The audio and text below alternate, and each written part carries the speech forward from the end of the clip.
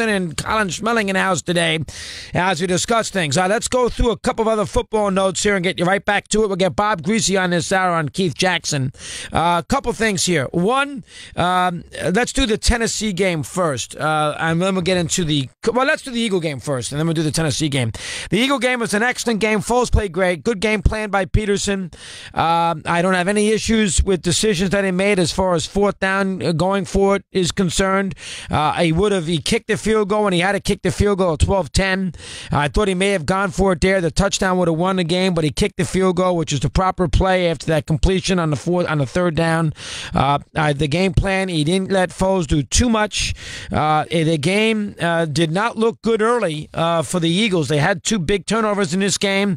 Obviously, the punt, which hit the player in the foot, and then you throw up the fumble by Ajayi there early on a nice run, and they still got the job done and figured out to win. It was a weird game because for basically 3 quarters, you thought Atlanta was going to win. They were winning 10-6 at the half. They got off to a good start. They did have Julio Jones. Really, for the good majority of the game, I thought Atlanta was going to win the game. So Philadelphia, they obviously, no question about it, used the scenario of the disrespect card. They played it, and it worked. The quarterback, again, did a good job. Excellent play calls by Peterson. He had a good game plan. He put Aguilar in the backfield. He had some nice runs. He got Jeffrey in the game. He utilized his weapons. He didn't go crazy with Folk. He didn't basically put him in mothballs, but he didn't go too crazy where he got a little carried away. He used him just enough where he could be an effect. He could be a factor in this game. I don't have Foles here. Well, let's look at Foles' statistics for a second. He threw 30 times for 23 completions for 246 yards. And he threw a lot of balls to his backs. Blunt caught 9. If you look at his receiving in this game, Clement caught 5 balls. Ajayi caught 3 balls. And the tight ends, that's 8. And then the tight ends, Ertz caught 3. Selleck caught a ball. Hollins caught a ball. They threw the ball a lot to their tight ends. Jeffries caught 4 balls. Torrey Smith caught 3 passes. And Aguilar caught 3 balls too. They really did a nice job of using just enough to keep the defense honest. And, they played a relatively pretty clean game. Now, they were in trouble early. They got a huge field goal at the end of the half. That field goal by Elliott at the end of the half, making that guy said 10-6, making the game 10-9 was very, very significant. That was a very, very, very, very important field goal at the end of the half. Then they kicked the 2 field goals in the second half. And Elliott's 21-yarder was a must with 6 minutes left. And then, of course, the Eagles, the Falcons did what they do. Coleman had a good ball game. Jones had a very good game. He caught 9 balls. Sanu was a factor. It's just that the Philadelphia defense, when they had to make a couple of plays, made a couple of plays. I did not like Philadelphia. I didn't like Atlanta's completing a pass on third down. That was not a touchdown. That bothered me with whatever it was, 30, 40 seconds to go. That bothered me. I don't like completing passes on first and goal that are not touchdowns. I don't see what the purpose is, especially in that situation when it's late in the game. You want to tell me you do it in the first half? You complete a 6-yard pass on the 9-yard line down to the 3. I can live with it, but I cannot live with it in that sequence when you got to put the ball in the end zone. You're going to lose. Why waste a down by completing a pass that's not a touchdown? To me, that makes absolutely no sense. And obviously, the last play that Sarkisian ran, I did not understand either. It sounds like the Eagles knew what was coming. It sounds like that went to film work. Obviously, on the play before with Jones, it may have been in the first down play when it kind of sailed through Jones's hands. Or was that fourth down? That was fourth down. When it sailed through his hands, they threw the ball to the left side on first down. They forced the ball to Jones in that scenario a little bit too much twice. They gave the ball to Jones 3 times in that sequence. I just did not like the 4 plays. Atlanta was right there to win the game. Now, they may have not won the game there because Philadelphia still would have had the ball back with a chance to win it in a timeout or so with only a field goal to get. So you got to keep that in mind too. But, tremendous job by the Eagle defense in that sequence. The crowd was good. They did not boo. That crowd can turn on you in a hurry in Philadelphia. They booed the Eagles off the field, for instance, on Christmas night against Oakland when they didn't do much in the first half, and that was essentially the first home game without Wentz. And the Eagles, ended up winning the game, but they were fortunate to do that. And it was a hell of a win by the Eagles. Now, this week, they're not going to be able to play the disrespect card this week. There have been plenty of championship games where the number one seed and the home team has been an underdog. So the idea that somehow they're going to be able to play that card again is not going to work. They played it this past Saturday to perfection, being a divisional team with 14 or 13 wins and not having and being an underdog at home. I can see playing that card well. That's not going to work this week. So they're going to have to go to Plan B. And I also think Foles won't be quite as good in Plan B, this week as he was last week. I think the Eagles, if they had Wentz, would win the game. I think without Wentz, I will not take Foles to win this second game. I think that the Vikings have too much momentum right now. A lot of karma. I think they're going to take care of business. I think if this game was in their building, there'd be a little more pressure on them. I think the fact that this game is on the road actually helps them some get away from the idea that their fan base doesn't scream and yell at them all week. Win this game, we get a Super Bowl in our building. I think being away will eliminate a little bit of that pressure because the home team is supposed to win this kind of game. But I do like myself. I do like the Vikings to win the game. The line is 3.5. I would lay it. And I think Minnesota will get the job done. This is sort of I know Philadelphia hasn't won since 1960, and I know Philadelphia has lost a lot of conference championship games. I understand that. But if you take a step back for a second and analyze this properly, and if you're an Eagle fan, I don't want to say this is house money because that's not fair either. But you can't go crazy if you lose the game. You're playing your second string quarterback. You can't go crazy.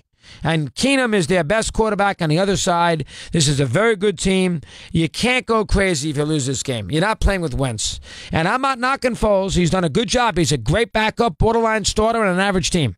But I cannot sit there and go crazy if they lose to Minnesota 21-17 on Sunday night. I can't do that because I don't. It's their second string quarterback against a big defense with momentum. Now, that's asking a lot. So from that standpoint, we sit there. The Tennessee game, the Patriots are the Patriots. I mean, I don't know what to tell you. Look at them compared to Pittsburgh. It's chirping all week about playing Jacksonville and the fact that we'll see New England and Foxborough in 10 days. Look at the Patriots. They kept their mouth shut. Nobody reacted to that ESPN story. You didn't hear a peep out of them. They fell behind early in the game against the Titans, and they went about their business the way they go about their business and win the game going away. Now, I do think there are two terrible calls against Tennessee. That was not an offensive pass interference on Eric Decker, which was a huge play. I believe it was at 14-7 at the time. That was a huge play in the game, and that was a terrible call. It prevented Tennessee from having a first down at midfield and driving. That was a poor call there. That was a questionable call that went against Tennessee, which, Patriots get every call, and here's another example.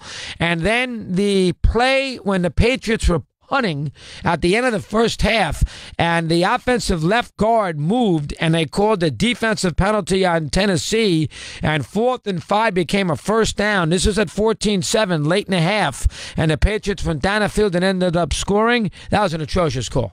That was Patriots would have been punting deep in from their own end, and Tennessee would have had the ball, at their own 40-yard line, 3 minutes to go in a half down, or 4 minutes to go in a half down a touchdown.